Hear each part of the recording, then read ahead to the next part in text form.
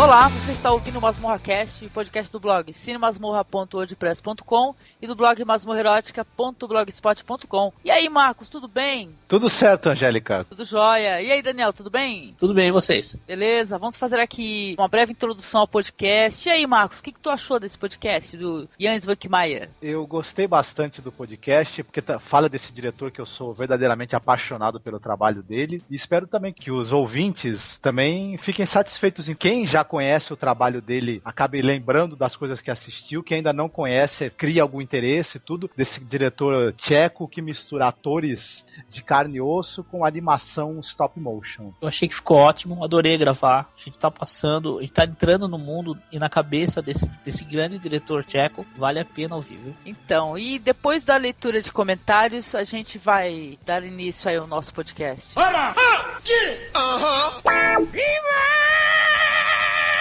Marcos. Eu vou ler um comentário do nosso companheiro aqui de podcast, colaborador, ouvinte, divulgador, enfim, né? O cara que é o homem de todas as mídias aqui, o Eduardo Cosso. Ele disse o seguinte: primeiramente, preciso dar meus parabéns pela incrível edição deste cast. Músicas maravilhosamente selecionadas transformaram essa edição em uma obra de arte. O tema foi muito bem abordado. Confesso que a maioria de filmes desse tipo são bem ruins. Apenas alguns se salvam. Faltou falar de filmes de monstros, como Godzilla e Gamera, mas nem precisava, ficou ótimo, valeu. Pô, legal ele comentar sobre as músicas do podcast, que é a parte de edição assim que eu mais tenho prazer é justamente colocar músicas, né? E sim, nós não falamos do Godzilla e nem do Gamera, né? Eu só tenho uma coisa a dizer a respeito do Godzilla e do Gamera, eles são os maiores. Os melhores e os únicos. Sim, então eu vou ler o comentário aqui do Flávio Vieira e ele disse: fala pessoal, acabei caindo aqui por uma dessas coincidências ou destino, tanto faz, que acontece na vida. Eu faço parte do ComboCast, um podcast sobre entretenimento em geral, porém estou tentando viabilizar um projeto voltado para cinema, música e literatura, e saí pesquisando por aí sobre filmes distópicos para um podcast sobre esse tema, voltado para essa mídia. Resumindo, acabei caindo aqui. Que grata surpresa! Adorei o podcast de vocês e depois de conhecer o site, estou quase desistindo do meu projeto. Ele deu risada.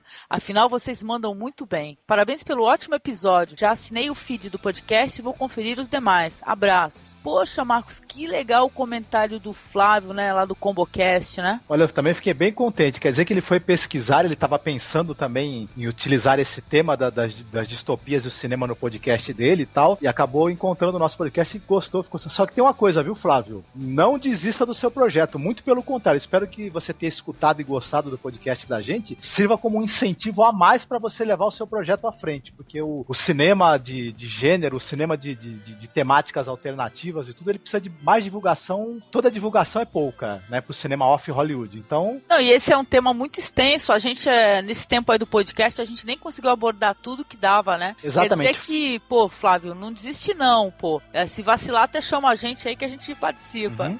Exatamente, ficou apenas uns 200 ou 300 filmes de fora do podcast que a gente podia ter falado, então dá pra ele explorar esse tema ainda bastante. Com certeza. Pô, Flávio, obrigada pelo comentário, viu? Que bom que você curtiu. Bom, eu vou ler o comentário sobre o podcast do Oscar, escrito pela Poliana. Gente, estava aqui me esforçando para não rir, já que estava escutando na aula de Direito Empresarial. O ápice foi a Angélica falando que não haveria edição. Queria ver a cara de cada um com isso. Hahaha. O Marcos estava impossível. Rendi muito papo em natura de vocês. Outra coisa que ela falou também é que acabou que ninguém falou de quem era o vibrador. E ela estava se matando de rir com os comentários da gente. Ficou muito bom sem censura. Então ficou legal o podcast. E esse lance aí do vibrador é porque tinha neguinho com zumbido, né? Sim, eu já falei que é o seguinte, o vibrador ou era do Daniel, ou era do Eduardo, ou era do João Paulo. De um dos três. Não, era dos dois lá, o João Paulo ou do Eduardo. Porque você tem que parar com isso. Então, pô, eu fiquei boba assim, gente, como o pessoal gostou desse podcast aí do Oscar, cara. Teve uma grande visualização e é o podcast, sei lá, o mais tosco que a gente fez possível. Entendeu? É o podcast mais descompromissado, né? Porque a gente simplesmente começou a falar, né? Não, e quem for ouvir o podcast vai ver que a gente simplesmente tinha momentos que estavam um ignorando o outro. Assistindo a televisão lá, não respondia. Fantástico. Mas foi legal gravar, viu? No final de contas é legal a gente A única coisa que foi legal aí na festa do Oscar praticamente foi gravar um podcast assistindo. Foi mais divertido, viu? Porque a festa em si é muito sacal. Coisa legal foi ver o desespero do Eduardo por não ter ganho o bolão. O Eduardo ele falou que ficou até abalado, né, Marcos? Qual foi o comentário dele aí? Ele ficou abalado porque ele participou do bolão aí dos vencedores do Oscar e ele ficou na posição 4.114, né? Infelizmente acho que ele não ganhou nada nesse bolão, né? Do Cinemark, né? Sim. Mas perdeu mais quem ficou assistindo o BBB, com certeza. Ai, tá louco. Então, ele falou que melhor assistir o Oscar do que o BBB, né? É um páreo duro, né, gente? Mas assistir o Oscar com certeza estava melhor. Não se sabe quem é pior, né? Você sabe que no Oscar, os eliminados já ganharam mais de 1 milhão, né? Então... Bom, ainda bem, eu não acompanho isso daí mesmo, né? Pra mim tanto faz. E assim, eu participei do Máquina do Tempo, né? Especial Dia Internacional da Mulher, né? E a Poliana comentou o seguinte, eu postei uma foto da turma aqui de Guarujá, né? Um dia que teve um show da banda da Audrey, cara. Turma toda se divertindo aqui e a Poliana colocou assim, velhinhos do rock? Só você mesmo? Poxa, deu vontade de curtir rock com sua turma aí. Vocês devem ser animadíssimos. Uhul, rock and roll. Ouvi o programa e recomendo. Pude sentir que cada música foi escolhida com sentimento. Um programa cheio de vozes de fortes mulheres que romperam tudo para disseminar suas letras e melodias. Mulheres que não mediram esforços em suas lutas, exemplos. Pô, Marcos, esse podcast com a Ok foi muito bom, cara. Rolou música da Patti Smith, rolou Jefferson Airplane, né? Muito bom, né, Marcos? Eu gostei do podcast, escutei essa edição do Máquina do Tempo, realmente tocaram músicas bem bacanas. E parece que nos comentários lá do pessoal que comenta o podcast lá do Máquina do Tempo, o pessoal gostou da seleção que você e o Ok fizeram, viu? Sim, muito bom, né, cara? Foi muito legal conversar com o Ok, trocar ideias aí sobre essas mulheres aí. E, visitem lá o Máquina do Tempo, que é um podcast fantástico. Já tenho algumas outras edições aí depois dessa edição que eu participei, viu? Eu acho que a última, por sinal, é sobre o grunge, cara. Queria saber outra coisa. Essa foto que tem você e o pessoal dançando, a Claudinha e o Moisés estão curtindo, mas parece que tu e o Paulinho estão lutando karatê, os dois, né? O Paulinho tava de costa, cara. Tava de costa falando alguma coisa. E eu tava lá atrás. Parece que tava desviando de um golpe que tu tentou furar os olhos dele com os dedos. E ele tava tentando te acertar um soco do outro lado. Cara, é muito bom a gente tá com essa turma aí, meu. Tu não tem noção, cara, é muito bom. Caramba, Marcos, a gente não pode esquecer que tem um podcast do nosso companheiro de gravação, né, do Daniel. Exatamente. O Daniel está aí com o seu podcast Trovão Tronitruante. É uma coisa arrasadora. E é mó trava-língua do caramba esse nome, né? Fala verdade, aí umas 4 vezes. Então vai ter o formato fixo. Por exemplo, esse primeiro foi musical, o segundo vai ser sobre poemas, onde cada convidado vai ler um poema e depois os demais convidados comentarão sobre esse poema, tá? E o terceiro, que a gente já tá pensando, será sobre desenhos politicamente incorretos ou a sociedade de mau humor. Você vai falar do South Park, por exemplo? Sim, South Park, Beavis and Butthead. Então, sorte aí pro Daniel aí nesse projeto aí do Trovão Tronitruante. É duro pra gente não travar a língua, né? Não se enganar e falar errado. Então já tá com o primeiro podcast já lá no blog. Tem aqui um link direcionando lá pro blog do Daniel. Tá certo. E olha aí, essa primeira edição do podcast dele é pra balançar a cabeça bastante, viu? Bastante, né? É uma sonzeira brava dessa mulherada aí, viu? Dessa mulherada do heavy metal. Essa mulherada do heavy metal. Então é isso, né, Marcos? Ian Svankmajer na cabeça, com esse trabalho super autoral, diferente. Espero que o pessoal curta, tenha a intenção de procurar e conhecer, porque eu acho que quem assiste um filme desse cara não esquece, cola na retina, que é muito diferente, né, Marcos? Exatamente. É o surrealismo, é o grotesco, é a fantasia, a imaginação contra a repressão, contra a mesmice, contra o que existe de feio e obsessivo na natureza humana, tornar esse lado mais obscuro do ser humano mais compreensível e até torná-lo encantador por meio da arte. Por último aqui, eu gostaria de dar um toque que agora estamos gravando lá o Mulherada Cast, né? Um podcast de mulheres, né? Já estamos até no segundo episódio. O primeiro foi Dia Internacional da Mulher, o segundo já tá lá no blog, sobre a ditadura da beleza. E a nossa amiga Xana Chanchada também tá com podcast, viu, Marcos? Opa, e qual é o podcast? Então, o podcast lá da Xana Chanchada é Sessão Chanchada. É o primeiro podcast que eu já escutei, muito legal. E ela fez um comentário sobre o Oscar também. Visitem lá a página do Cine Chanchada, tem aqui no blog. Vocês vão curtir, viu? Ela também está fazendo comentários de games, viu? É interessante. Curte tudo, todas as mídias. É game, é cinema, né? Música. Muito bom, viu? Visitem lá o blog lá. Audiovisual é com ela mesmo. Exatamente. É isso aí. E curtam aí o podcast do Svankmajer, fiquem bem e comentem com a gente aí o que vocês acharam do podcast, ok? É isso aí. Falou? Isso aí. Beleza? Falou então, Beleza. gente. Falou, tchau, tchau. Falou, até mais. Tchau, tchau. Certo. É.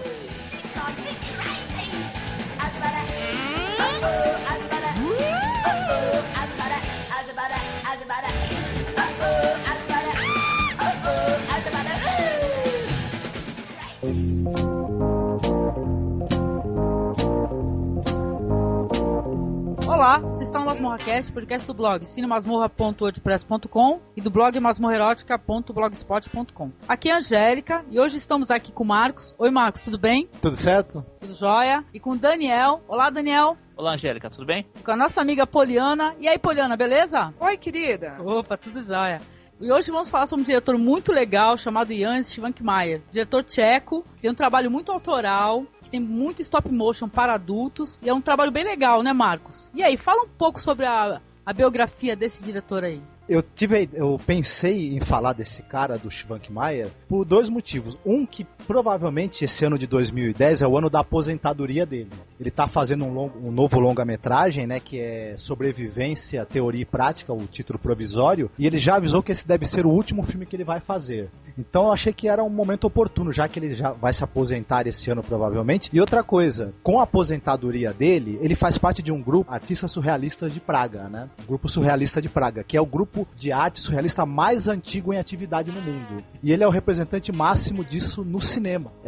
O surrealismo ele é uma arte, ele é uma forma, né, de expressão artística que está cada dia mais raro de se ver, né? Alguém que use o surrealismo de maneira pura como ele faz. Então o surrealismo no cinema também vai, com a aposentadoria dele, vai perder o seu expoente máximo também. Então achei que era o momento da gente falar dele. Quanto à biografia, ele nasceu em 1934 em Praga, justamente no ano em que foi fundado o grupo surrealista de Praga, do qual ele faz parte até hoje e tal. Ele ganhou na infância uma espécie de presépio com bonecos e fantoches, e aquilo ficou muito gravado na memória dele, e ele foi estudar na Escola de Artes Aplicadas de Praga justamente no setor de bonecos e fantoches. Então ele virou ali um especialista em animação de bonecos e teatro de fantoches e tudo, e isso acabou inclusive influenciando o primeiro filme dele, que é o primeiro curta dele, na verdade é feito com bonecos, com fantoches e tal. Mais pra frente, ele começou a namorar uma moça chamada Eva Svankmajerova.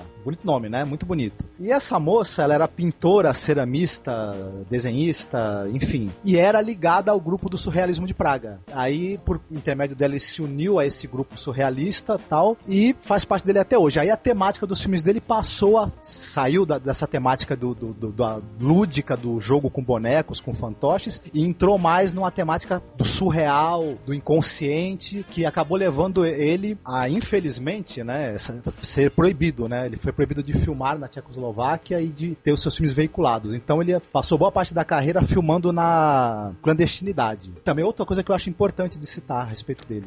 Tem alguma coisa, será, de repente, a ver com os temas que ele aborda, assim, porque ele é um cara bem político e tal?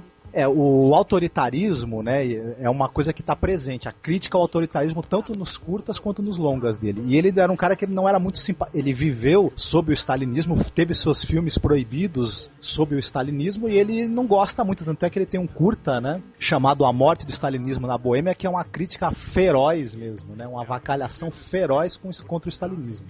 É um dos últimos filmes dele, o penúltimo curta que ele dirigiu. Além desse filme que o Marcos havia citado sobre a morte do stalinismo, ele fez um outro filme que também foi a gota para que ele não pudesse mais filmar em ambiente tcheco, que foi um curta, chamado Os Diários de Leonardo, que também é uma forma de sátira política. Só que aí ele não ficou parado de maneira alguma. De 1972 a 1979, que foi o período que ele ficou sob censura, ele desenvolveu com a esposa dele, a Eva, agora esposa dele, uma espécie de trabalho tátil, onde ele explorava, no ambiente surrealista, ele explorava cor, som, Além disso, ele explorou bastante as palavras e resultaram em diversos trabalhos. Um deles é o Dimensões de Diálogo, que também inclui poemas, é bem interessante. E a outra parte dessas experiências, ele englobou nos longas-metragem dele. Opa, é uma informação interessante e importante que eu não tinha aqui. Mas aí, falando sobre esse curta dele, dos Diários do Leonardo, ele é um curta de 72. E tem uma coisa engraçada, que ele vai mostrando imagens animadas dos desenhos que o Leonardo da Vinci fazia nos seus famosos cadernos, né, de esboços, e ele faz um contraponto disso com imagens da vida cotidiana ali, do pessoal da Tchecoslováquia, né? Principalmente ele pega muitas imagens de eventos esportivos e de eventos das paradas do socialismo, etc. Só que acaba ficando uma coisa meio cômica, né? Esse contraponto que ele faz, as imagens acabam ficando meio ridículas na ótica dele. É como se ele estivesse contrapondo a inteligência e o brilhantismo do Leonardo com aquela coisa estereotipada e forçada que é a ideologia socialista, né? E os filmes que o pessoal fazia para mostrar as paradas, os eventos e os esportes no bloco socialista. Por isso que o governo não gostou e acabou banindo ele, né?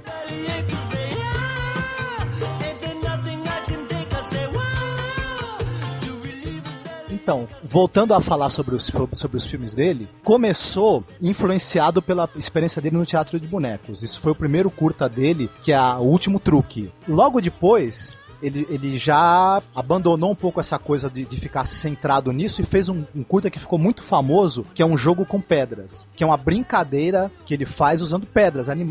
Ele fala nas entrevistas que o grande lance pra ele não é animar animais, animar desenhos, ele quer pegar objetos que são inanimados e dar vida pra eles, objetos do nosso cotidiano. E ele fez esse curta que acabou chamando a atenção até de animadores do mundo todo, que é uma brincadeira usando pedras. Ele vai animando pedras de várias cores, de várias formas, criando desenhos. Ele usa as pedras para representarem animais, para representarem figuras humanas. É um curta que é delirante. Ele tem alguma coisa de lisérgico nesse curta, né? E esse tipo de trabalho dele, em que ele faz essa animação, que ele pega objetos do cotidiano e tenta animar, isso acabou influenciando muito caras como, por exemplo, o Terry Gilliam. Acho que a gente vai lembrar das aberturas do Monty Python, né? E mesmo dos filmes que o Terry Gilliam fez, ou dos filmes do próprio grupo Monty Python, que tem essa coisa de animar recortes de jornal, ilustrações recortadas, animar objetos também do nosso cotidiano. O Terry Gilliam usou muito isso, que é um cara que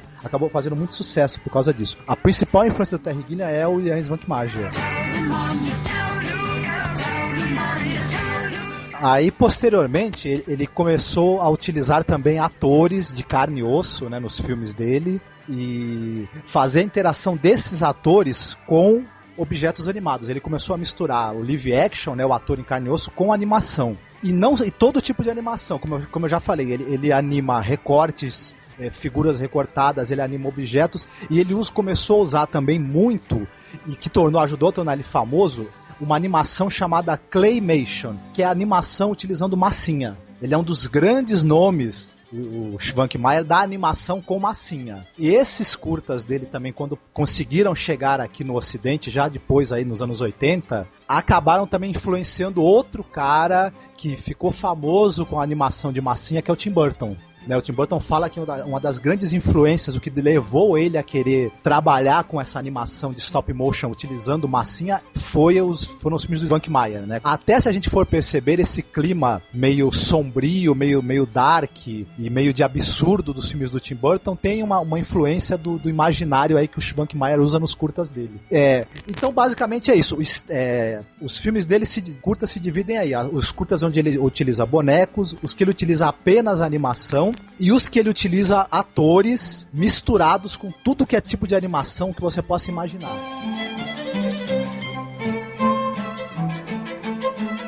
Outra coisa que ele também utiliza nos curtas dele é uma coisa que é o seguinte, ele utiliza animação stop motion com pessoas de carne e osso. E como é que é isso? Em vez dele filmar a pessoa se movendo, ele utiliza a pessoa como se ela fosse um boneco. A pessoa segue os movimentos que ele, como diretor, ele manda a pessoa fazer, a pessoa vai sendo fotografada quadro a quadro e tem uma movimentação semelhante à de um boneco no stop motion. Isso é uma coisa que é tecnicamente muito difícil, porque os movimentos do corpo humano eles são meio imprevisíveis e muito mais complexos do que um de um boneco, né? Então exige um apuro técnico muito maior. Eu acho que o exemplo mais famoso que ele utilizou essa técnica de usar a animação stop motion com pessoas é a trilogia da comida, né? Os 3 curtas que ele fez tendo como tema a comida. Ele mistura o stop motion de pessoas de carne e osso, mistura o claymation, né? A animação de massinha, mistura a animação de objetos. É o último curta dele, o Comida, né? E acho que é o que ele usou, todos os recursos técnicos que ele acumulou ao longo dos anos, ele utilizou nesse curta, que é um show mesmo. Além da temática do surrealismo, porque as pessoas nesse curta começam a comer comida, né? E aos poucos elas vão comendo os objetos e vão comendo a si mesmas, né? Eu não tive a oportunidade de assistir, mas eu fiquei bastante curioso. Marcos, eu não vi essa sequência que ele fez do Comida. Na verdade, eu só li uma resenha falando sobre esses curtas. Mas eu vi um curta muito interessante que você não citou, que é um curta de 1965 que se chama Johann Sebastian Bach, Fantasia em G menor.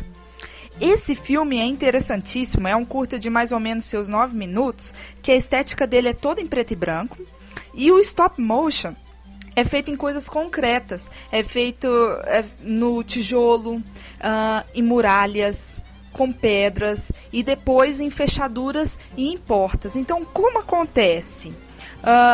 Nós temos um ambiente de pouca luz, e aí começa a tocar um piano, um órgão, né, tocando realmente a melodia de Johann Sebastian Bach, e conforme a melodia vai tocando, essas coisas vão tomando formas. Então, a muralha vai tomando uma nova forma, as pedras vão se reorganizando em stop motion, as fechaduras vão fechando e vão abrindo. Então, a melodia vai rompendo o concreto, que é extremamente interessante. É um filme muito bom mesmo. Então, esse curta eu não cheguei a assistir. E agora, depois da explanação que você deu, eu fiquei com mais vontade ainda de ver.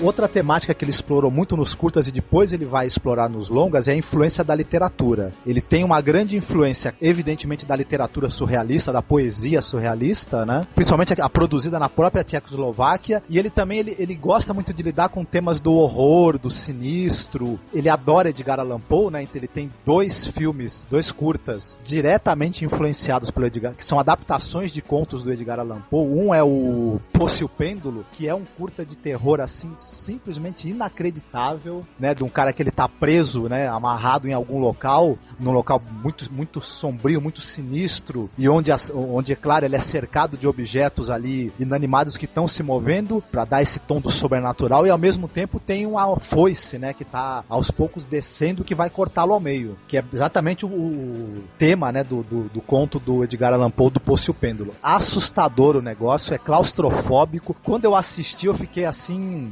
hipnotizado pelo curta. O outro também, que é A Queda da Casa de Usher, onde ele narra os eventos sobrenaturais que a gente vê no conto, né? Ele usa muita animação de massinha também nesse curta, que você vê aquela matéria ali disforme, tomando formas, se movendo, você vê a casa sendo ele usa a animação para mostrar a casa envelhecendo e se demolindo, né? Desabando sozinha. Também é uma coisa muito interessante. O caixão da Madeleine, quem leu o conto do Edgar Allan Poe vai lembrar, né? O caixão da Madeleine também andando de um lado pro outro, é algo assim que também é muito assustador nesse curta dele. Não sei se vocês chegaram a assistir. Só pra finalizar, eu queria falar do último, que é o Jabberwock, que é também um outro curta famoso dele, onde ele também mistura praticamente todas as técnicas que ele desenvolveu de animação, mistura stop motion, de bonecos, ele faz stop motion com roupas, com facas, com tudo que você possa imaginar. Mistura animação de massinha, enfim, em alguns curtas, ele ao longo do filme, ele utiliza todas as técnicas que ele desenvolveu. Ele trata muito de temas como o desejo, como a fixação por comida, sexualidade, morte, enfim, é um cara que, por trás desse trabalho dele de animação, ele lida com temas psicanalíticos, que o surrealismo gosta bastante, né? Marcos, você acabou puxando por esse lado e era exatamente isso que eu ia falar,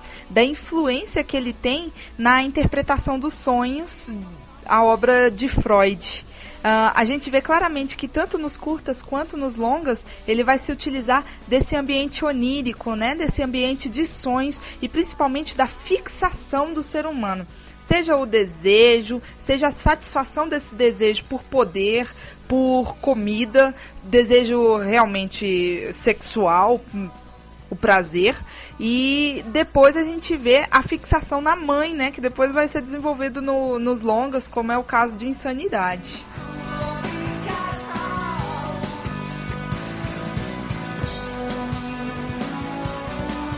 Exatamente isso. A comida, o alimento acho que o tema que ele mais, né, visitou em todos os filmes dele, tanto nos curtas quanto nos longas. Essa fixação pela comida, mas não só pela comida para se nutrir, né? A comida como símbolo do máximo do desejo humano, que o ser humano não consegue satisfazer nunca, na verdade, né? Ele come, daqui a pouco tá com fome de novo por comida e por tudo, né? Fome por sexo, fome por carinho, fome por poder, enfim. Todas as formas de fome o Schwankmajer visita na obra dele, né? Sim. Tal. Eu acho que a gente poderia passar pros longas, né? Depois que a gente teve a queda do comunismo, que a Tchecoslováquia foi restaurada a democracia, etc., o Schwankmajer teve mais liberdade para voltar a filmar. Ele não precisava mais passar pela censura federal, pela censura do partido, para obter financiamento para os filmes dele. E ele também estava com vontade de ter o trabalho dele mais difundido aí na Europa, enfim, no resto da Europa. E ele resolveu, ele achou que talvez o formato longa-metragem tornasse mais fácil, né, dele veicular os filmes dele nos outros países da Europa, na América, etc. E ele também achava que outro caminho seria ele pegar uma adaptação literária. Então ele já tinha o plano há muito tempo de fazer uma adaptação do romance do Lewis Carroll, do Alice no País das Maravilhas. E foi justamente o primeiro longa dele, que é de 88, é exatamente uma adaptação desse livro. Então, eu dei uma assistida nesse Alice e eu achei que um diferencial desse filme aí, que é que ele faz stop motion com coisas diferentes, né? Que você não encontra até nos outros longas que tem por aí do Alice, né? Exatamente. Ele mistura a menina, né, que é o personagem de carne e osso, com os outros personagens, os personagens fantásticos da história são stop motion. Só que é um stop motion assim. O coelhinho, por exemplo, é um coelho de verdade empalhado, que ele anima, e esse coelho ele tem um furo no peito de onde vai saindo serragem. Então o coelho tem que ficar comendo serragem para poder repor a que está saindo pelo peito dele. Porque durante todo o livro do Lewis Carroll, a Alice vai encontrando personagens fantásticos pelo caminho, monstros. No filme do Schwankmajer, alguns desses personagens são esqueletos de animais animados em stop motion, né? Para esse personagem, ele fez testes com várias e várias garotas. Ele foi encontrar essa menina numa escola. Ele começou a visitar escolas na Tchecoslováquia lá para encontrar uma menina que fosse fisicamente parecida com a Alice e fosse talentosa, mas que não tivesse formação de atriz. Ele não queria uma criança que tivesse passado pelo teatro. Então ele queria criar essa artista, né? Ele queria desenvolver essa artista, não é isso? Exatamente. Ele fala que atores mirins que já têm formação, ele acha que eles têm uns maneirismos que é difícil de você trabalhar. E vícios. Ele prefere uma criança espontânea. Ele prefere a espontaneidade da criança em frente à câmera do que uma criança que já tem uma atuação calculada, né? E ainda falando desse filme, é uma coisa engraçada, porque quando eu fui pesquisar, ele é a adaptação da Alice, por incrível que pareça, que o público mundial mais gosta. Ele tem a nota mais alta no IMDb, ele é um cult, né? Muita gente gosta desse filme, até pessoas que não são fãs especificamente da obra do Schwankmajer gostam desse filme da Alice. O pessoal que é fã do livro, por exemplo, costuma gostar muito desse filme, porque se ele não é totalmente fiel ao livro, ele é uma versão mais surreal e mais sombria, né? Mais assustadora do livro. Todos os elementos do livro estão presentes no filme, de uma maneira ou outra. Toda essa coisa da quebra da lógica, porque no livro o espaço enlouquece, né? Ele brinca muito com essa coisa do espaço se modificar, da realidade ser desconstruída, tá tudo presente de maneira perfeita no filme do Schwankmajer. Eu gostei muito de Alice, da adaptação do Schwankmajer, é primorosa. Tem realmente um ambiente sombrio que beira assim o gótico, né? Logo no início a gente já nota isso naquela primeira paisagem que é formada, ela sentada ao lado da irmã, elas estão num lugar bem parecido com um pântano, não é mesmo? E a irmã ao lado dela lendo a história, só que aquele corpo parado, ela já parecendo morta, e a gente só realmente acorda quando a Alice ganha um tapa na mão que a irmã dela dá nela quando ela tenta tocar o livro. Outro aspecto interessante que eu lembrei é que o Marcos estava falando agora há pouco da tendência surrealista nesse filme, na Alice, que é, assim, muito forte. Eu não vou nem contrariar isso, na verdade. E tem um ponto bem interessante que mostra realmente essa tendência realista, é que o espaço está uma loucura, não é mesmo? Nós não sabemos onde se passa, ali se a hora fica pequena, a hora fica grande, aquela coisa toda.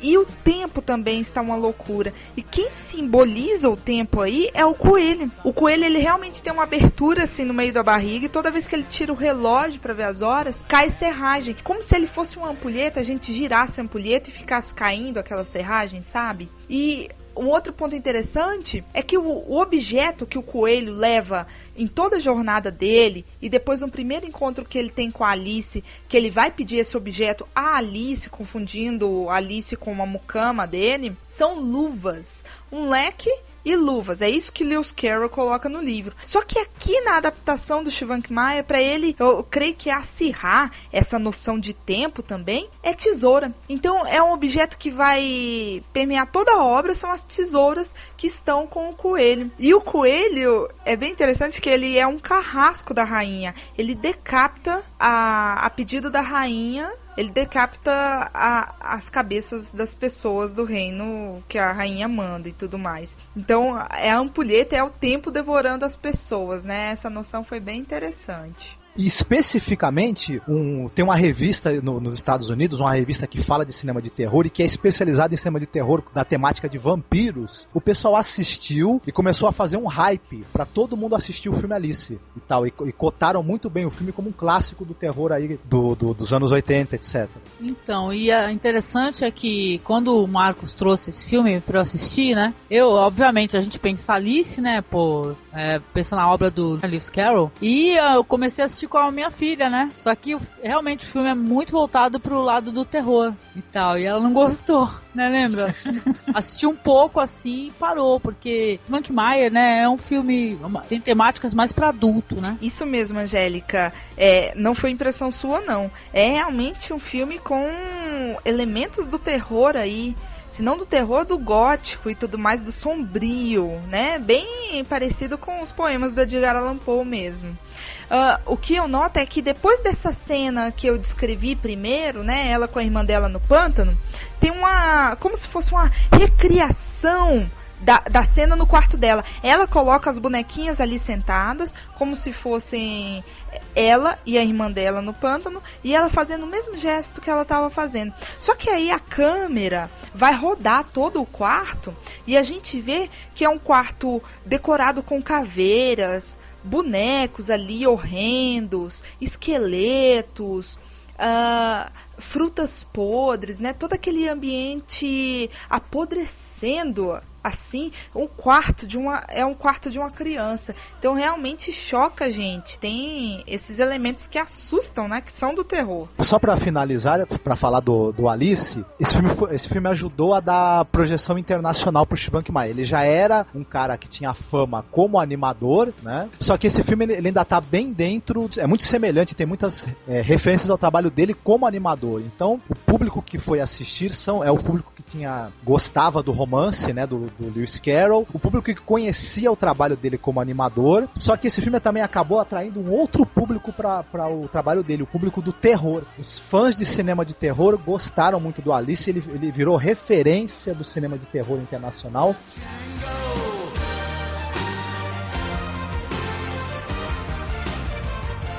Bom, o Shvankmajer, ele continuou a produção de curtas, ele não parou. Alguns dos curtas que a gente comentou, ele fez nessa época em que ele produziu Alice. O Alice, como a gente falou, é de 88. Já nos anos 90 e 94, ele produziu o segundo longa dele. Eu só queria citar uma coisa, antes de falar desse longa, o primeiro filme que o Shvankmajer participou, não como diretor, não produzindo, mas ele participou de um filme de um amigo dele, quando ele ainda estava estudando, né, cinema, e um filme chamado Dr. Fausto. E eu acho que ele gostou de participar participar desse filme, e ele deve ter tido a ideia de um dia fazer a versão dele, né, da peça do Goethe, do Dr. Fausto, e foi o que ele fez em 94. Ele dirigiu um longa, que o título em inglês é Faust, né, ou Fausto, né, não é exatamente uma adaptação, eu acredito, da peça do Goethe, porque ele usa a história do Dr. Fausto, o cara que vende a alma ao diabo para obter conhecimento, poder, amor, etc. Ele usa isso só como base, ele recria, na verdade, essa história com elementos dele, com um roteiro que na verdade são ideias dele, e ele mistura com trechos da peça. E ele volta a utilizar nesse filme a experiência dele com marionetes e com bonecos. Podemos dizer que na verdade esse filme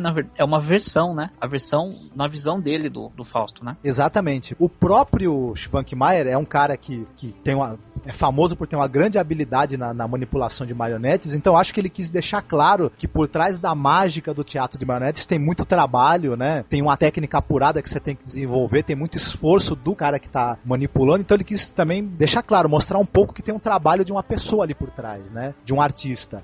Os filmes dele, tanto ele é o diretor de animação, do trabalho de animação que tem nos longas, mas ele chama outros animadores que ele conhece, jovens, para fazer a parte de animação, chama manipuladores de bonecos para também dar uma chance desse pessoal ter o trabalho reconhecido no cinema, né? Tanto é que se você for ver, nos créditos ele nunca tá fazendo animação sozinho nos longas, ele sempre traz um monte de profissionais aí junto com ele. E o Fausto, só para falar um pouquinho a sinopse do filme, pro pessoal se situar na história, é basicamente o seguinte: lá nas ruas de Praga tem um pessoal que na verdade a gente mais pra frente vai saber que são demônios, que são as seclas, né, do Mephistófeles. Eles estão distribuindo nas ruas um mapa. Esse mapa vai levar a um local meio subterrâneo, onde existe uma cópia do livro Fausto, do Goethe, e se você começa a ler esse livro, você vai ter indicações de como é que você pode fazer um pacto com Mephistófeles, vender sua alma ao demônio, para obter alguma coisa que você queira em troca. Um dos caras que acaba pegando esse mapa, ele resolve ir até o local e realmente ele acaba fazendo o pacto. Só que ao longo do filme, ele vai descobrindo, né,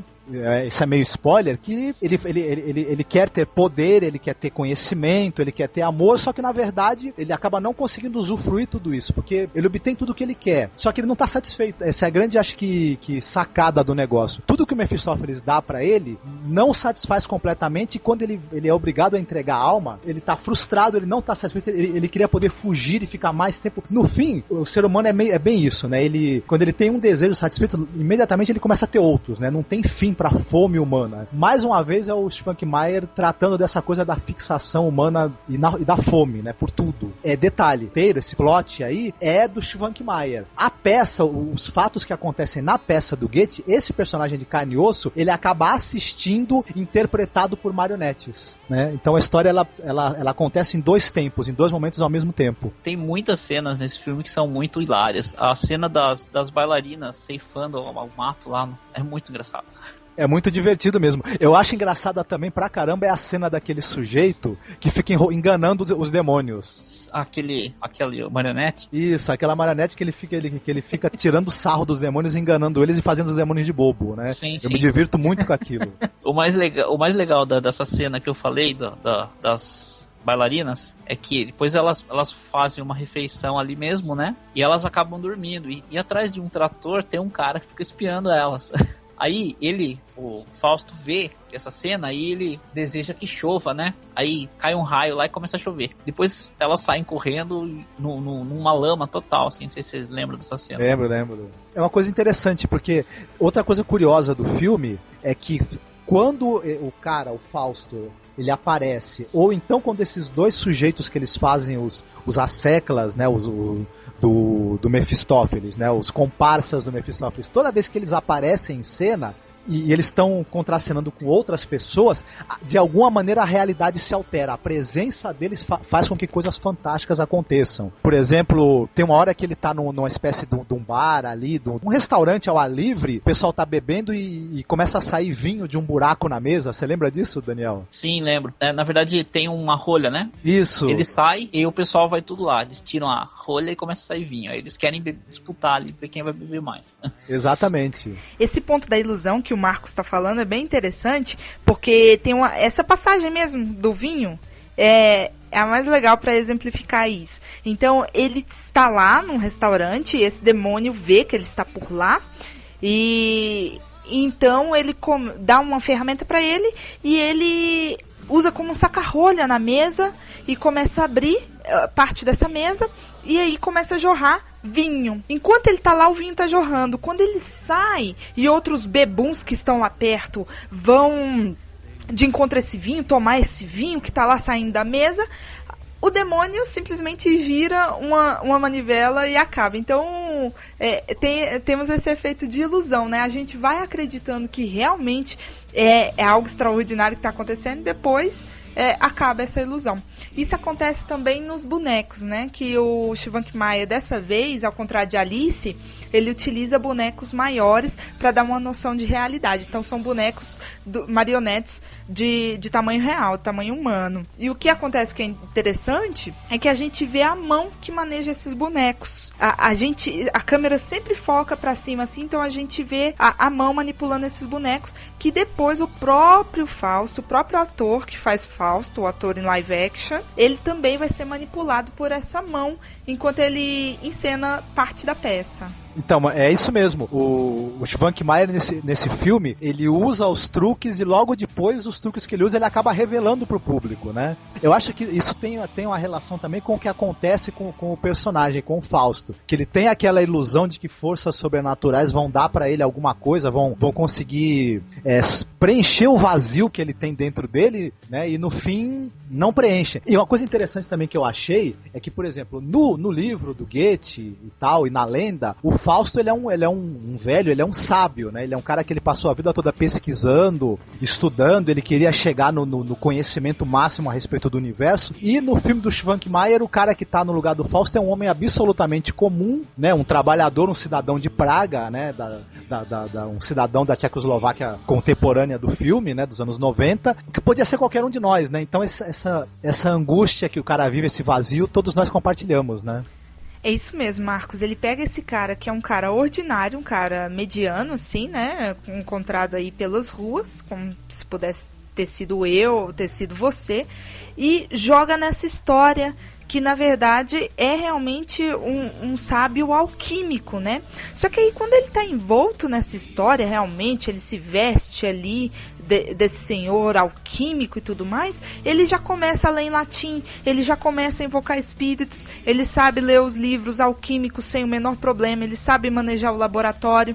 Então, é uma personagem que está em incrível mudança. Ela vai entrando em determinados contextos e ele vai sabendo como lidar com aquele contexto ali. É isso que é interessante. Não é uma personagem que está ali contemporânea e não sabe de nada o que está acontecendo. Ela entra nesse mundo de ilusão e sabe como se portar nesse mundo. Parece que esse conhecimento que ele adquire por estar naquele local, né, tá influenciado por aquelas forças sobrenaturais e tudo. No final de tudo, ele parece que ele ficou, sabe, mas ao mesmo tempo não, né? Ele parece ter os mesmos sentimentos de vazio, de inadequação que ele tinha no início. Eu acho que é bem isso, o conhecimento que você adquire daquela maneira, né, através de um caminho mais rápido, não transformou ele, na verdade. Ele não passou por todo o caminho que ele teria que passar para ter se transformado como pessoa, né? E outra coisa que eu queria falar também é que esse filme tem umas cenas de animação, a tal da Claymation, animação com massa. Em alguns momentos, alguns diálogos que o Fausto tá tendo com o Mephistófeles é representado em animação de massinha, né? E são algumas cenas que eu acho fabulosas, assim, muito bonitas e muito interessantes.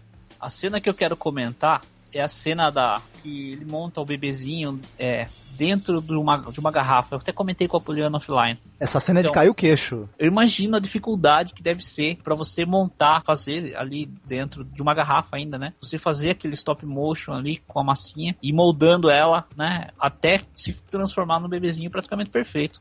Com certeza tem uma grande dificuldade em produzir uma cena como essa. E ele também deve ter uma equipe aí de artistas plásticos, de ceramistas muito competentes, assim, trabalhando com ele. Além da esposa dele também, que ela participa da criação dos cenários, de algumas pinturas e desenhos que aparecem, tudo, e ela também deve dar uma canjinha aí na produção dos bonecos, etc. Vocês estão falando da cena que vocês mais gostaram. Esse é realmente o filme do Schwankmajer que eu mais gostei. Bem que eu sou meio suspeita para falar isso, que eu já sempre fui apaixonada pela peça de Goethe. E o filme só veio a reafirmar o que eu acho de toda a narrativa. Mas a cena mais interessante que eu gosto em stop motion nesse filme é quando Mephistófeles aparece a primeira vez para o sábio alquímico. Então isso acontece quando ele está lá fazendo uma mandala, está invocando em latim Mephistófeles e tudo mais, e Mephistófeles aparece, só que aparece sendo projetado nele. Então é ele também, e a stop motion é feita no próprio ator de carne e osso. Então eu acho que deu um efeito fantástico, né? Ficou bonito de se ver em live action e ele mesmo depois em stop motion. Pois é, realmente esse negócio é de encher os olhos mesmo.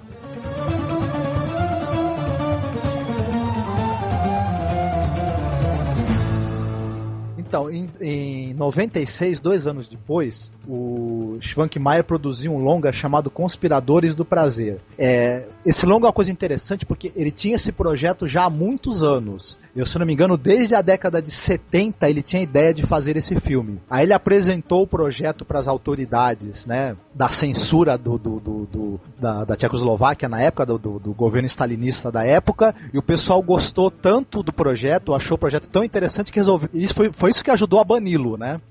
Dele ficar proibido de filmar e proibido de ter os filmes dele veiculados. O projeto que ele apresentou desse filme, né? Então, pra gente dimensionar melhor o porquê que ele quase que foi banido, né, por ter apresentado o projeto desse filme, o Conspiradores do Prazer é o seguinte: você tem um grupo de pessoas que no início do filme, as pessoas são o seguinte: é um dono de uma banca de revistas, de uma loja, de uma revistaria, a moça que é carteira, você tem uma apresentadora de um telejornal, você tem o delegado de polícia que é o marido dela, e esse pessoal eles trocam mensagens através de papel, que é uma mensagem que é o seguinte: domingo, eles mandam uma mensagem um pro outro, que domingo vai acontecer alguma coisa. E o que vai acontecer no domingo? À medida que o filme vai avançando, a gente vai vendo a preparação que essas pessoas vão fazendo para o tal evento do domingo. Que esse evento nada mais é do que a concretização dos desejos, das taras sexuais desse pessoal, né? Cada um deles tem uma fixação em algum desejo fetichista, né? Só que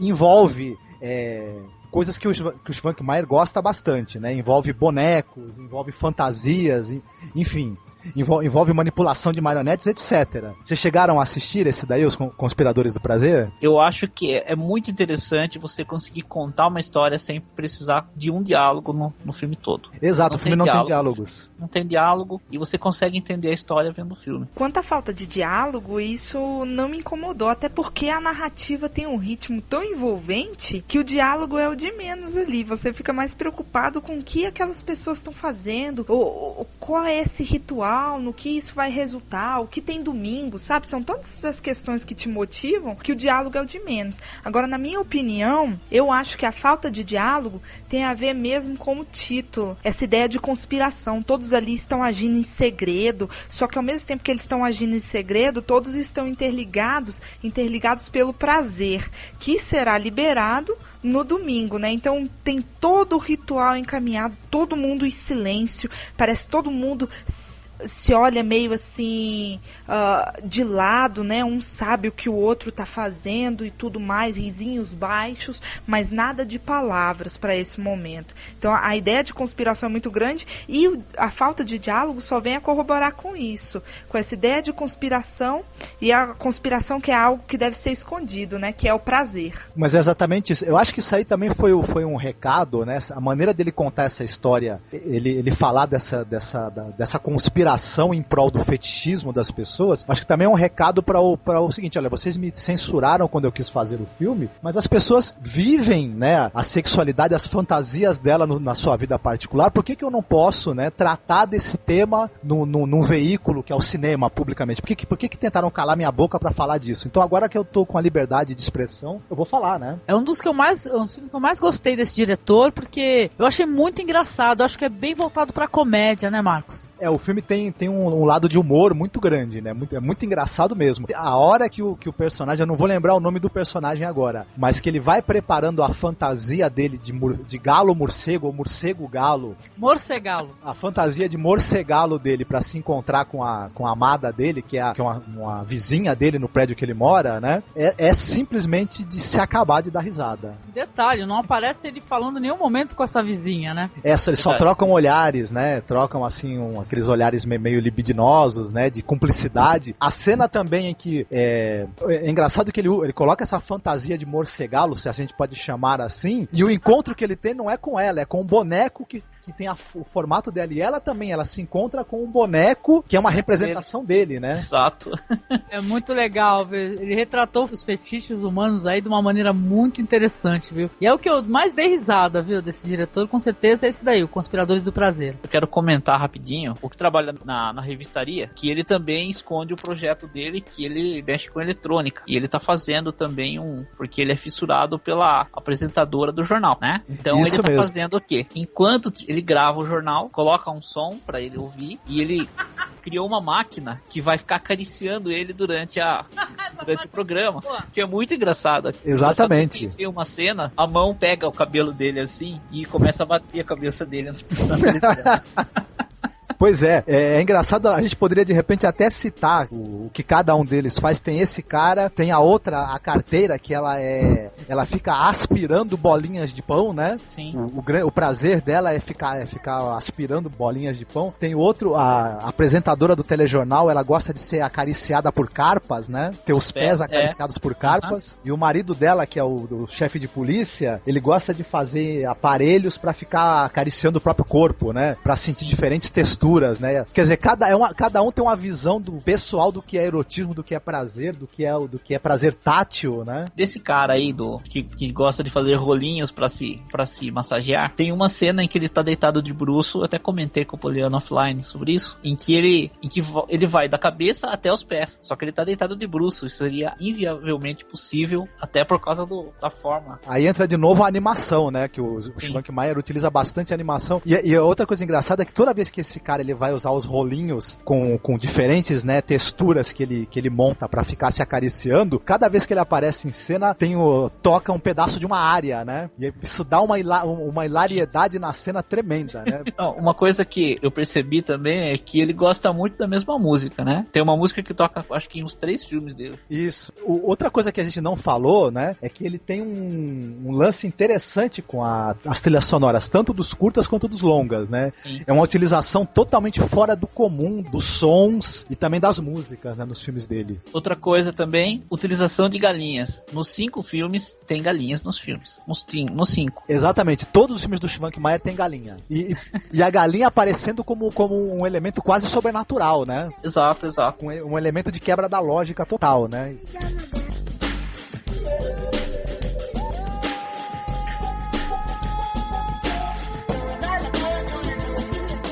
Então, em 2000, ele fez o filme chamado O Comilão Otesanek. Esse é o filme do Schwankmajer que eu acho que ele já estava conhecido, né, na Europa, os outros filmes anteriores dele, então foi um dos filmes dele mais aguardados e que aqui no Brasil não fez nenhum, acabou sendo pouco visto, mas na Europa ele foi bastante visto, gerou muitos comentários, tanto é que você pega na internet, você tem diversas entrevistas que o Schwankmajer foi convidado a dar para falar desse filme. O filme, ele parte de uma lenda, né, de um conto de fadas da Tchecoslováquia, que é o tal do Otiki, o comilão, que é um casal que eles não podem ter filhos e eles adotam como filho um tronco de árvore, né? Tem uma aparência meio parecida com a criança. Que horrível. Isso. Só que esse tronco de árvore, ele tem um pequeno problema. Ele se mexe, com o tempo ele começa a criar vida, ele se mexe, ele se comporta como um bebê, só que ele come, ele tem uma fome assim insaciável. Ele come tudo que ele vê pela frente. Ele come animais, ele come objetos, ele come pessoas. À medida que ele vai comendo, ele vai aumentando de tamanho e precisando comer cada vez mais, né? E ele acaba virando o mascote de uma menininha no conto e também no filme, porque aí o filme já pega o viés, já acontece nos anos 2000 mesmo, na época atual, que é um casal que os dois são estéreis, não podem ter filhos, e eles têm a mesma infeliz ideia que o pessoal do conto de fadas. Adotam esse tronco de árvore como eles esculpem, né, uma criança criança usando o tronco de árvore e adotam como um filho imaginário, né? E ele realmente acaba criando vida e ele começa comendo o gato do casal, né? Depois come o carteiro, come a assistente social que vai visitar o casal, né? E assim por diante. O velhinho tarado. Ah, tem o lance do... Algumas cenas nesse filme aí me incomodou, mas assim me incomodou como mãe, né? É claro que há uma ótica pra você ver o filme ou ver o cinema, você tendo filhos ou não, né? Não sei se você concorda, Mar. Ah, sim. Pelo seguinte, há um velho tarado na história, Sim, né? Exato. E esse velho mostra umas cenas dessa criança, dessa menina, ela mostrando a calcinha dela, ele reparando nela. Isso foi uma coisa que me incomodou e foi uma coisa que eu perguntei inclusive pro Marcos, falei assim, olha, eu não acredito que esse diretor não tenha tido algum problema com isso especificamente, porque esse filme é de que ano? É do ano 2000? 2000. Então, já em épocas de pedofilia na internet, etc, né? Muito No Brasil ele seria processado com certeza. Com certeza. Mas existem países que ainda toleram. Apesar de gostar bastante dos trabalhos desse diretor, eu achei muito interessante que eu peguei, foram cenas que me incomodaram demais, entendeu? Quer dizer que, no caso, a visualização do corpo dessa criança me incomodou bastante, mas ao mesmo tempo o desfecho, né, que houve pra esse velho aí também foi legal. Sem dar spoiler, né? Então, mas é interessante, sim, eu adorei o Comilão, o Tezanek, achei muito legal. É uma história também muito surreal, né? Não mostra a parte que o monstro tá devorando, né? O Comilão, né? Deixa a gente preencher, né? Essa lacuna, né, Marcos? Isso, o Schwankmajer ele nunca utiliza cenas gore nos filmes dele, né? O gore, o sangrento, assim, não é muito com a praia dele. Ele prefere insinuar as coisas. Esse lance da menina tem uma coisa interessante. Essa menina que... O nome da personagem, se eu não me engano, é Auschbetka. Que esses nomes são maravilhosos, né? Muito fáceis de pronunciar, uma coisa muito bonita. Exato. O centro da história, na verdade, é essa menina, que ela é uma criança... Porque ele fala que é o seguinte, esse filme é um filme que, na opinião dele, do diretor, ele fala o seguinte, que é um filme sobre a revolta. Porque essa menina, ela vive um inferno. Porque é o seguinte, ela tem um pai agressivo, que bate nela, que não tá nem aí com ela, o cara só quer saber de ficar em casa comendo e bebendo. E vendo comercial. Isso. Ele não...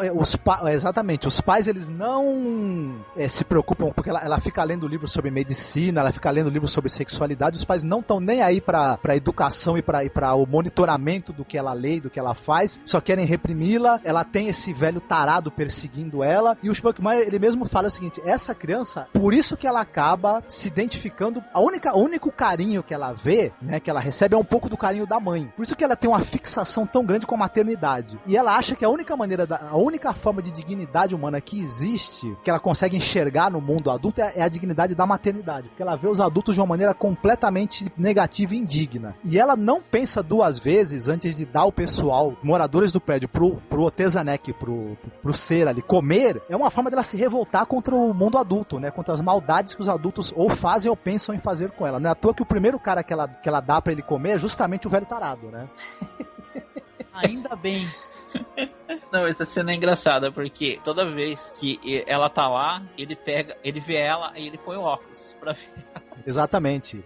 Tem uma cenas, ela tá de saia, né? Sim. Quando ele aparece e põe o óculos, ela estica a saia de uma forma de que ele não veja as pernas dela. Isso. Tem um lance interessante também que quando ele tá olhando pra ela, a menina olha pro ventre do velho e ela vê como se fosse uma mão saindo de dentro das calças dele, né? Isso, exato. Pra pegá-la, né? Exatamente. Então ele pega o Schwankmajer usa essa coisa da imaginação infantil. Como é que uma criança, ela imagina que pra que o cara tá olhando pra ela daquele jeito, né? E tudo. Então é uma cena curiosa essa. Sim. Mas ela se revolta contra o mundo adulto. Ela tem uma chance de ter a vingança dela contra os adultos, né? Há uma coisa que eu achei bem legal no Comilão, que fica mais claro no Comilão, mas também tem um pouquinho em Alice, é que essas crianças são donas da própria narrativa, né? Elas que encontram, é por meio da voz das crianças, dessas meninas loirinhas, bonitinhas, que nós sabemos um pouco mais da história. Em Alice, ela conta em terceira pessoa, como se ela estivesse lendo o livro do Lewis Carroll, né? Então ela não conta em primeira pessoa. Aqui, a menininha, que tem um nome difícil e eu não vou falar, que eu não vou conseguir, ela lê trechos do conto de fada, e esses trechos do conto de fada são animados, uma animação em 2D, e que vão antecipar o que vai acontecer. Então ela não lê em tempo real, não. É por meio dessa menina que a gente sabe os próximos fatos. Só que a gente sabe por meio do conto de fadas em uma animação 2D. O que muda também, né? O que melhora um pouco o que a gente pensa do Shavankmaia, que ele gosta mesmo é de experimentar. Que aqui nós temos stop motion e temos também a animação 2D da menininha. Uma outra coisa interessante são as imagens que são feitas, né? Tem uma imagem no início do Comilão que me chama muito a atenção, que realmente é uma imagem... foi o ponto mais surrealista do Shavankmaia que eu notei em todos esses longa-metragem, que é quando, logo assim no início do filme, quando eles vão receber o diagnóstico que a esposa dele é estéril, tal qual ele também é, então não há como fugir, os dois não podem ter filhos. Ele olha lá para baixo, né, que ele estava no consultório, ele olha para baixo e tem um senhor vendendo peixe. E esse senhor tá vendendo peixe, só que aí quando tira ali do balde de peixes e tudo mais, na verdade ele tá enrolando crianças e tá entregando essas mulheres. Eu achei uma metáfora lindíssima do nascimento, né? E não para por aí, porque esse filme é cheio de metáforas. Uma outra bem interessante, que não chega a ser uma metáfora, mas é uma imagem muito bonita, é quando ela já tá com o otique, né? E ela resolve amamentar o otique. É no dia do nascimento, né? Dessa criança entre aspas. Quando ela tá amamentando, ela tá com um véu branco assim, vem uma luz, né? O Shavankmaia coloca uma luz muito bonita e parece, né? Ali a gente vê nitidamente que é a Pietá segurando o menino Jesus, né? Isso também foi bem legal. É o símbolo máximo da maternidade ali. É um filme bastante interessante mesmo. Esse filme do Comilão Otezanek, eu acho que ele é o filme do Shavankmaia que ele mais tem cenas com atores de carne e osso, né, dos longas que ele tinha feito até então, mas ele tem algumas cenas com stop motion, justamente na hora em que ele faz a animação do Otezanek, né, da criatura, né, do tronco de árvore. Ele faz a animação mistura a animação, tem momentos que ele anima o próprio tronco de árvore, tem momentos que eu acredito que é a animação feita com massinha, e como a Poliana tinha falado, tem uma hora que a menina tá lendo o conto de fadas e tem uma animação em 2D. Tem também a animação com carne, tem uma hora que tem um pedaço de carne se mexendo lá, até inclusive no prato do cara. Tem hora que o cara vê também pregos na sopa dele, né? Exato. Agora, em termos dos comerciais, o comercial mais interessante é o comercial que tá passando do ferro de passar roupa, que o ferro de passar roupa se chama Inferno. Isso. E a mulher dele, no mesmo instante, tá passando roupa. E ela fala assim, esse ferro não tá esquentando, e joga a camisa nele. Uma cena hilária essa aí. É muito divertida essa cena mesmo. Esses comerciais aí são um show à parte dentro do filme. Os comerciais do filme são feitos pelo próprio diretor. A Angélica tava falando aqui e tal. Como eu tava falando antes, e em cima do que a Poliana falou, essa animação 2D que aparece, que o conto de fadas é mostrado em um desenho animado, que na verdade são as pinturas da esposa do Jan Shavankmaia, né? A Anna Shvankmajerova, né? Bonito nome, né? É que lá eles têm a tradução de completar o sobrenome com ovo assim com o sobrenome do marido, né? Isso, exatamente. Então, ela tinha um projeto de fazer, há muitos anos, de fazer uma animação em cima dessa história, do Otique, do pequeno Otique, o Comilão. Sim. Ela acabou nunca levando o projeto à frente, mas ela acabou mostrando o conto de fadas pro marido, né? Olha só que interessante. Mostrou o livro pra ele, tudo, com ilustrações que ela tinha feito, e ele gostou da história, e quando ele fez um filme... Então, ela tinha, como eu falei, ela tinha o projeto de fazer essa animação, só que ela acabou nunca levando isso à frente. Quando o Jan Shvankmaia, o marido dela, resolveu fazer o longa, aí ele falou pra ela, vamos fazer essa animação que você tinha ideia e vamos introduzi-la no filme. Então, você tem os desenhos que ela criou para ilustrar esse conto de fadas em animação 2D, introduzidos no filme. E é uma animação também que é fantástica. Ao longo de toda a projeção do filme, você tem aos poucos essa animação. Também é bem interessante. Então é isso, é o filme, esse aí é o quarto longa que o Shvankmaia produziu. Todos os filmes dele, acho que é importante mostrar, ou quase todos, eles são produzidos pelo Vladimir Kalista, que é um parceiro dele na produção, né? E todos os filmes dele, ou a maioria, os longas todos e quase todos os curtas, ele teve ajuda, né, participação da esposa dele, da Eva Shvankmajerova. Ela faleceu em 2005. Então, esse filme do Comilão Otezanek foi o último filme que ele fez com a parceria dela.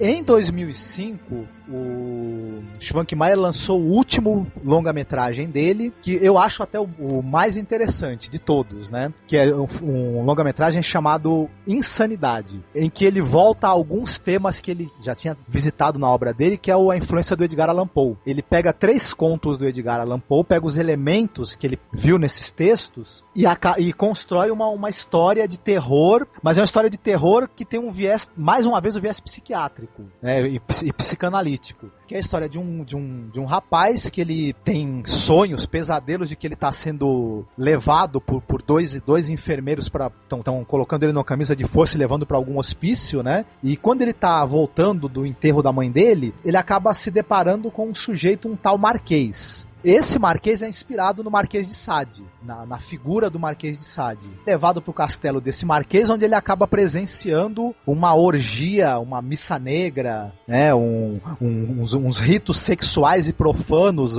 anticristãos, etc. e tal, bem ao gosto do Marquês de Sade, né, por sinal. Ao mesmo tempo, durante o caminho, quando ele está na carruagem indo para o castelo desse Marquês, ele acaba vendo uma árvore pegando fogo, ele vê algumas coisas, alguns elementos de sobrenatural que o Schwankmajer já está tirando do imaginário do Edgar Allan Poe. Tem também, logo no início do filme, algumas cenas interessantes de animação de carne, né? Para dar um elemento de horror e de sobrenatural e bizarro, ele acaba animando línguas e miúdos, né, de animais mortos. As cenas de animação de carne são o grande ponto, né, do filme. Então, e o lance das línguas, né, que vão se movendo e depois vão voltando para os esqueletos, né, os olhos, né, as órbitas dos olhos. É muito sinistra essa história, viu? Eu achei bem interessante. Acho que você vai lembrar do elemento do Edgar Allan Poe que ele usa nesse filme, é que o Marquês, em um dado momento, ele se finge, né, de morto. Sim,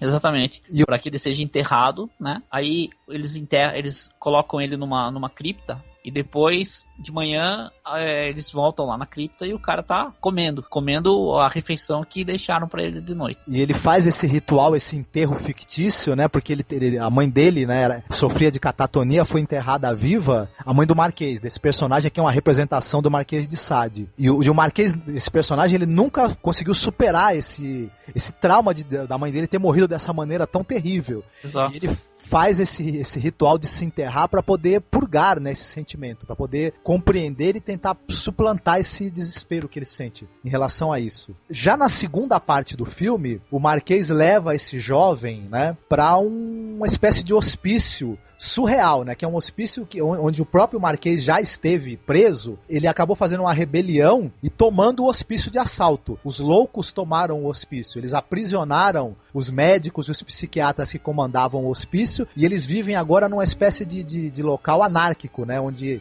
eles estão soltos, eles podem fazer as loucuras, as fantasias deles, dar vazão a isso, né, e um dos loucos agora é o novo diretor do hospício, né, dirige o hospício junto com o Marquês. Não sei se você vai lembrar da cena fantástica da sala de pintura, lembra? Sim, uma gordona pelada e eles jogando bolinhas não, bexigas com tinta nela, né? Muito engraçado. O Marquês de Sade, ele chama todos os loucos do hospício para tentar fazer um quadro vivo, né? Uma representação viva do quadro do Delacroix da Liberdade, né? Também tem essa. E que a mocinha que aparece no filme, que supostamente seria filha do diretor, fica com o seio de fora, né? Isso, exatamente. Uma coisa assim que eu percebi é que se você pegar o filme bem do comecinho, tem uma cena em que tem um pessoal entrando num ônibus. Sim. Né? E aquela moça, ela está nesse ônibus. Exatamente. Né? E depois ela acaba aparecendo lá no ritual. Ela é uma das moças do ritual. Aquela que está amarrada no pescoço. Isso, porque ela fala pro rapaz que ela tá ali obrigada, né? Mas na verdade, não. Ela pegou o ônibus para ir para onde o Marquês mora, né? Uhum. O tempo todo ela tava consciente. Ela participa do jogo do Marquês como mais uma jogadora, consciente. Verdade. Eu acredito que ela tem uma fixação, na verdade, por quem tem o poder, né? Porque quando o Marquês toma o hospício, ela se une a ele. Depois, quando os psiquiatras ali, os médicos, eles tomam de volta o poder, eles conseguem sair das celas, né? Ela acaba se ligando ao diretor do hospício de novo, né? O antigo diretor. Na verdade, ela quer estar ligada em quem tem o poder naquele momento. O Marquês até fala isso pro jovem, que o jovem se apaixona por ela, mas ele fala, olha, ela é uma ninfômana e ela tem fixação em quem tá mandando no momento. Então tu vai se enganar muito com ela. E é uma coisa interessante... Acontece. Oi? E o que realmente acontece quando a troca de poder, né? Aí você acaba descobrindo que você não sabe quem é mais louco. Se é o verdadeiro diretor do lugar lá, ou é o falso. Os dois eram bem insanos, né? Exatamente. A diferença é que enquanto que o Marquês de Sade, quando ele toma o poder no hospício, ele parte para a coisa da liberdade total, de desconstruir completamente todos os valores da sociedade, anarquizar tudo. Sim. O diretor do hospício, ele acredita na repressão, na violência, no castigo físico, né? Sim. E o próprio Schwankmajer fala que a gente tá meio preso entre esses dois polos, né? A gente tenta organizar a nossa vida, enfrentar o caos, a loucura, mas a gente acaba caindo na repressão, na violência. Quer dizer, qual é a solução, né? Qual é o caminho que a sociedade consegue encontrar para fugir dessa esquizofrenia, né? Desses dois polos, da liberdade irresponsável e da repressão violenta, né? Dá para chegar nesse meio termo? Como é que fica, né? Eu acho que esse é o filme do Schwankmajer que eu acho ele mais humano, mais profundo e mais bonito, porque essa é uma discussão que eu acho, assim, muito oportuna. E também tem uma coisa, ele viveu muito tempo sob a ditadura, né? Sim. Então eu acho que essa retomada do poder que ali o cara que organiza o hospício toma e a repressão violenta que depois ele faz contra os internos tem a ver com o que aconteceu com a Tchecoslováquia, que ela teve a Primavera de Praga, né? Aquele momento em que eles tentaram se libertar do stalinismo, do jugo da União Soviética e sofreram uma repressão violenta, né? Também. Eu achei Insanidade um filmaço,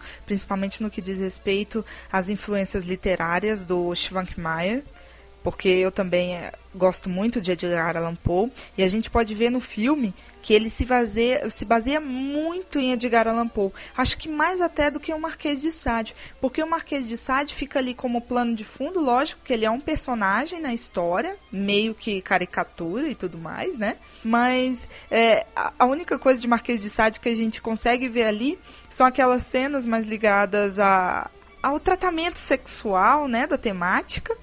E o mais interessante, a gente vai ver, são os contos do Edgar Allan Poe que estão diluídos na narrativa, né?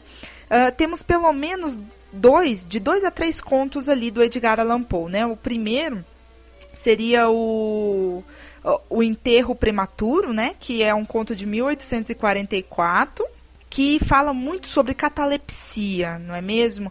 Já que eles enterram uma pessoa viva e tudo mais. Então é mais essa obsessão com a morte e essa obsessão com a catalepsia. Porque na época chegou a surgir um manual de como prevenir que uma pessoa fosse enterrada viva, né? Porque esse era um problema que assolava a sociedade na época. Então todos ficavam com medo.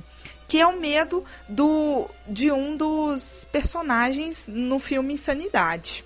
Medo misturado com prazer, né? Já que era o Marquês de Sade que passava por esse problema. Um outro conto do Edgar Allan Poe, que também a gente pode ver aí, é o The System of Dr. Tar and Professor Feather. O que acontece?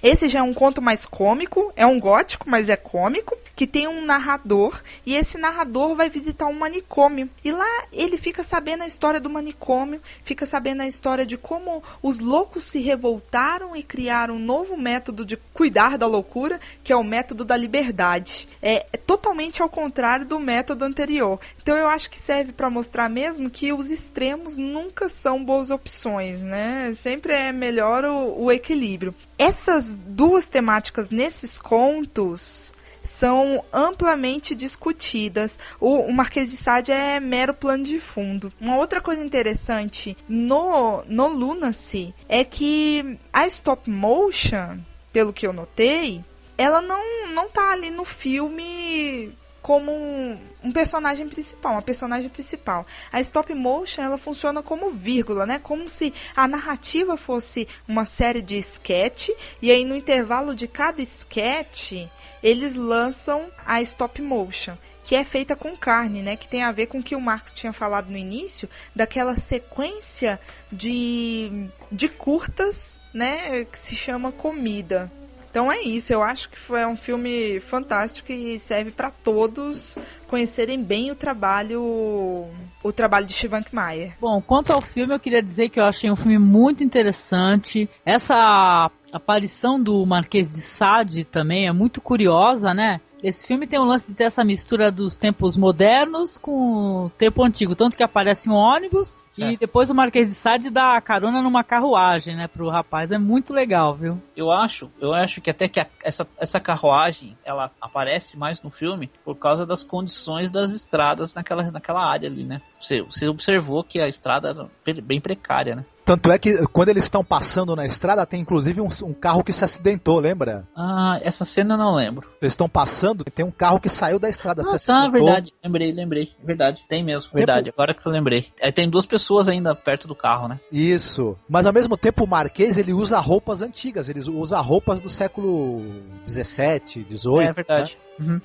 O filme ele brinca com anacronismo, né? Você tem a convivência de elementos de 2, 3 séculos atrás com elementos da nossa época, tudo convivendo junto, né? E até eu acho questões culturais, porque o Marquês, algumas ideias que ele fala pro garoto dos discursos dele, são ideias que são retiradas dos textos do Marquês de Sade, e são ideias, na verdade, que tem a ver com o iluminismo, né? Sim. Com a questionamento que o iluminismo fez contra a religião católica, isso séculos atrás, né? Então, ao mesmo tempo você tem essa coisa do castigo físico, né? Que é uma coisa que a psiquiatria também usava no século XIX, no início do século XX. Então o filme ele brinca com esses anacronismos para dar uma impressão também de fantástico, né? Verdade. E eu acho que é isso aí. Com esse filme, com o Insanidade, o Schwankmajer, ele só voltou agora a filmar agora em 2010, né? 5 anos depois. A gente está aguardando esse filme novo dele, que deve ser lançado esse ano e que ele, segundo ele, vai ser o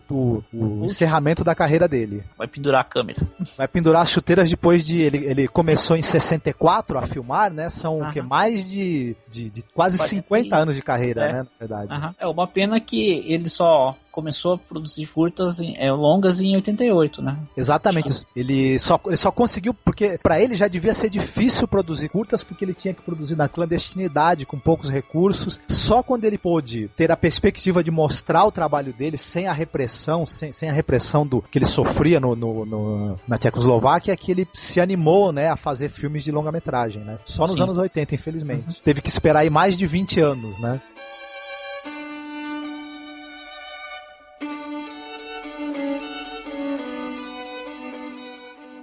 Agora a gente vai partir para as considerações finais. Você quer começar, Daniel? Eu tô acostumado já com filme alternativo, então o ritmo do filme, desses filmes alternativos, dos filmes dos Schwankmajer são bem lentos. Então, de certa forma, eu já tô acostumado. Eu tinha assistido um outro filme tcheco também, que era o Markéta Lazarova, que a gente comentou dele naquele podcast sobre os filmes épicos, lembram? Isso. Então, e o filme também, eu acho que isso deve ser uma característica do cinema tcheco. Ou seja, ele ser um filme bem lento, tá? Sem grandes ações. Mas acho que a pessoa que está acostumada com o cinema americano, com certeza, quando ela vê esse cinema, ela vai torcer um pouco o nariz no início. Mas acho que se a pessoa insistir, se a pessoa olhar bem, ela vai perceber que tem uma coisa muito boa, uma coisa maravilhosa ali por trás de tudo. Então compensa assistir os filmes. Todos os 5 filmes são ótimos. Eu gostei mais do Fausto, tá?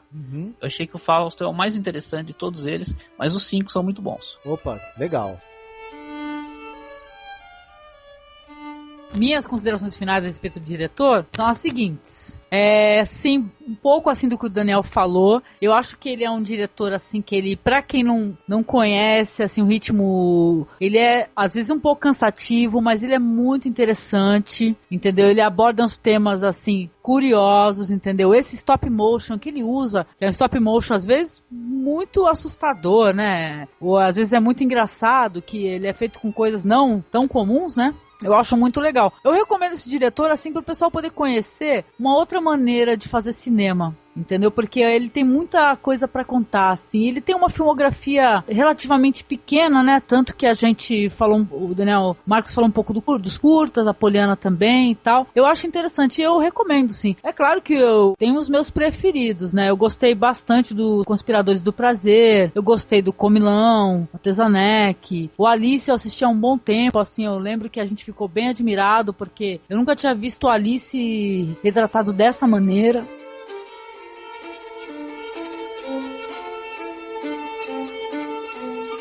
Bom, quando eu assisti os filmes dele pela primeira vez, eu acho que eu tive contato primeiro com os curtas, algum tempo atrás, porque eu andei assistindo umas coletâneas aí de curtas de animação e tinha filmes dele, só que eu não me liguei assim no nome dele. Depois, mais pra frente, quando eu assisti o Conspiradores do Prazer, que eu liguei esse filme com os curtas que eu tinha visto. Aí eu acabei me animando a ver a filmografia do cara toda. Eu acho que é uma filmografia muito pessoal, eu acho que ele é o grande nome do surrealismo no cinema hoje em dia, né? Talvez o único grande nome, né? Da estética e da filosofia artística do surrealismo no cinema hoje em dia. É um cara importante de se conhecer, é um universo mágico, assustador, terrível, encantador ao mesmo tempo. E também, pra finalizar, eu acho que ele tá dentro de um trabalho dele como animador também. Os curtas do cara, eu acho que vale a pena o pessoal conhecer. Quem gosta de animação, quem gosta de cinema de curta-metragem, não deixe de assistir os filmes do Jan Švankmajer. Ele está inserido dentro de uma tradição de animadores tchecos que tem o Ladislau Starowicz, Iri, Strinka e outros caras assim que são muito importantes. Ele está dentro dessa tradição muito rica da animação russa, da animação tcheca, da animação ali dos países do leste europeu. O trabalho desses animadores aí já é conhecido e cultuado há muito tempo. E o Švankmajer, ele é acho que o produto, né, de toda essa tradição. Um produto assim que eu acho que é fantástico. É algo assim realmente para se conhecer o cinema dele, para se conhecer e para se cultuar. E infelizmente esse é o ano da aposentadoria dele, né? Então acho que reforço aí o pessoal procurar os filmes dele. É meio difícil de encontrar algumas coisas aí para comprar, né?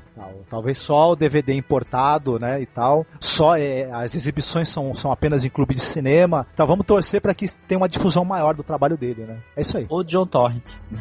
É isso aí.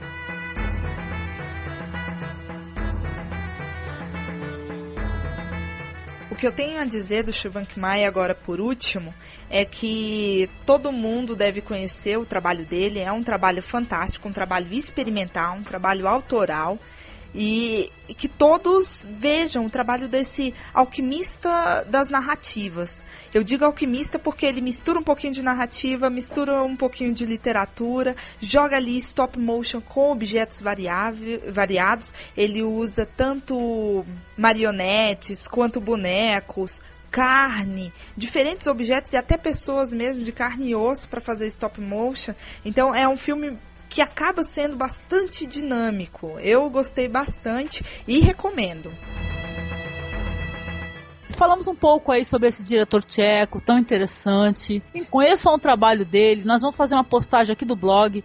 Vamos ver se a gente consegue descolar o que tiver assim do YouTube de curtas e o que tiver de longas e trailers, tá? Quem quiser mandar e-mail pra gente, pode mandar e-mail pra contato.cinemasmorra@gmail.com, tá? E é isso, gente. Fica pra vocês aí mais um podcast. Nosso próximo tema vai ser também sobre um diretor muito interessante, que é o Chan-wook Park, vamos falar sobre a trilogia da vingança, né, Marcos? Exatamente, o próximo podcast a gente vai falar sobre essa trilogia que esse diretor sul-coreano fez, né, o Chan-wook Park, o Park Chan-wook, que é do caramba isso daí, viu?